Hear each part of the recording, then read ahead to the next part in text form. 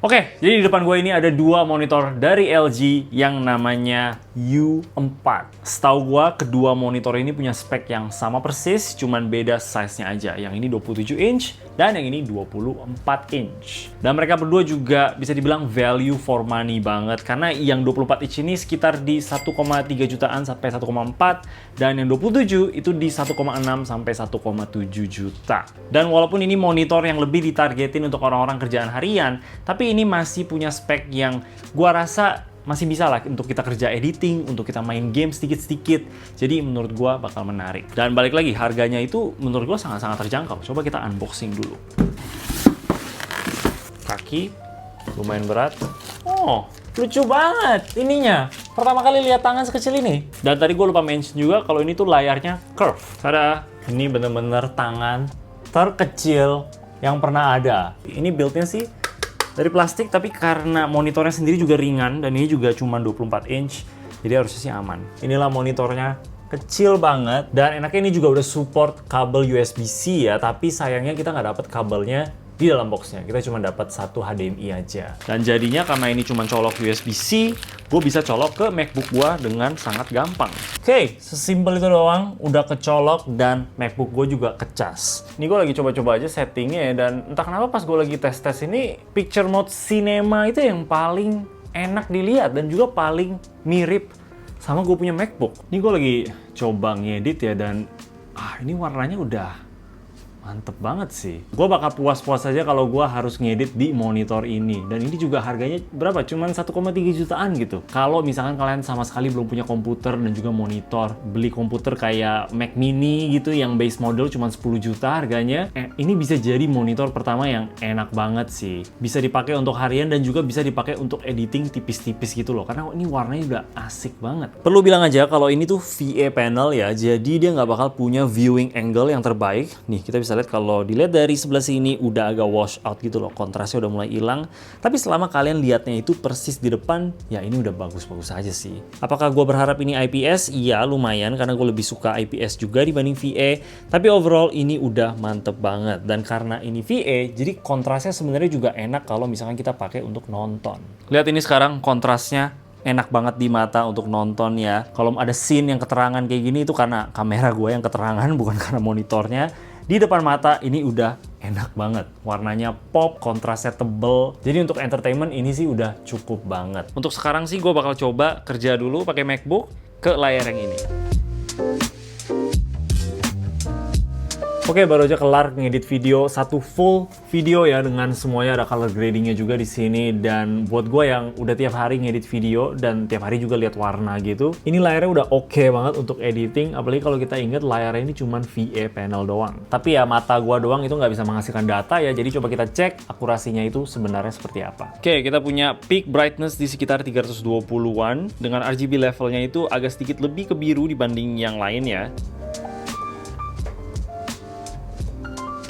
Oke, kayaknya kita udah dapet ya yang lumayan seimbang. Setelah mainin dengan slidernya, kayaknya kita udah dapetin titik poin yang lumayan oke ya. Dan sekarang coba kita lanjut ke kalibrasinya. Oke, jadi udah kelar tesnya, dan ini punya akurasi warna di 98,7% sRGB, 76% Adobe RGB, dan 84,6% DCI-P3, yang menurut gue sih udah oke banget. Ini lagi sebelah-sebelahan sekarang dengan layar OLED itu di laptop, dan layar OLED udah jelas lebih tajam kelihatannya, jauh lebih kontras juga, warnanya juga jauh lebih pop. Kita bisa lihat di warna merahnya sini ya. Tapi ya sekali lagi untuk harganya ini udah lumayan banget. Oke, tadi untuk akurasi warna monitornya ya. Sekarang gue pengen coba main game karena monitor ini tuh udah di 100 Hz. Ya sih, mungkin agak sedikit nanggung kenapa nggak 120 Hz aja, tapi 100 Hz itu juga udah jauh lebih baik dibanding cuman 60 Hz. Nah, gue tesnya itu pakai laptop kantoran ya. Ini laptop yang tipis-tipis doang, layarnya itu cuma di 60 Hz.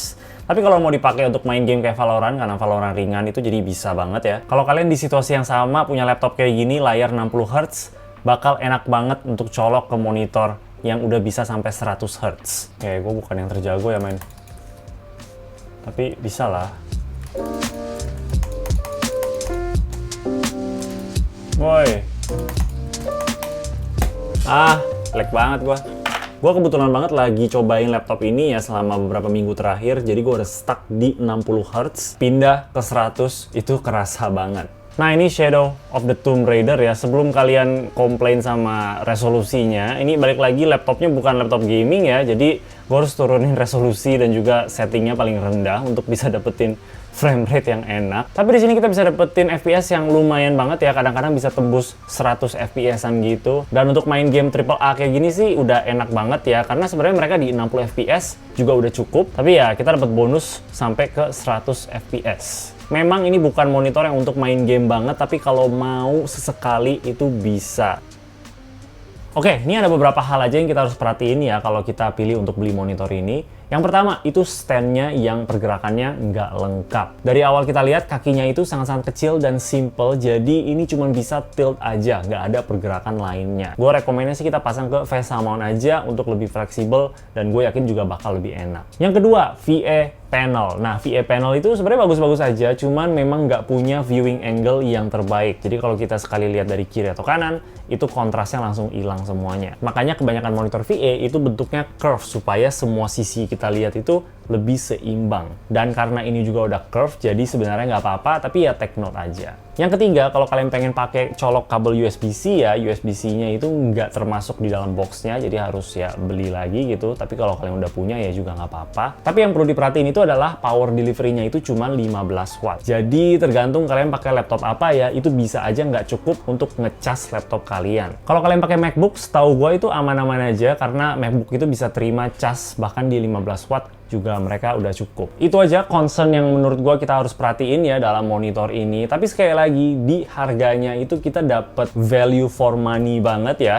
Ini satu monitor yang lumayan bisa dipakai untuk segalanya. Gue lebih rekomen untuk dipakai untuk kerjaan harian aja ya. Kalau misalkan kalian kerjaan kantoran, sering buka-buka presentation atau Microsoft gitu, punya layar yang jauh lebih besar dibanding laptop itu bakal enak banget. Tapi dengan akurasi warnanya yang lumayan oke, kita juga bisa pakai sedikit-sedikit untuk editing kalau misalkan kalian perlu. Dan akurasi warna yang enak itu juga nggak bakal rugiin siapa-siapa. Untuk nonton juga pastinya enak. Ditambah yang terakhir, ini udah 100 Hz. Jadi untuk kerjaan sehari-hari itu juga bakal enak karena semuanya bakal kerasa halus. Dan kalau misalkan kalian main game tipis-tipis ya, nggak hardcore banget, 100 Hz juga bakal ngebantu banget dibanding sama 60 Hz. Oke, jadi ini monitor menurut gua sih cocok banget untuk orang-orang yang mungkin belum pernah punya monitor sebelumnya ya, pengen punya satu yang budget friendly banget dan punya spek yang cukup untuk segala keperluan. Gua rekomen banget monitor yang satu ini. Terserah sih mau pilih yang 24 atau yang 27 inch. Menurut gua sih yang 24 inch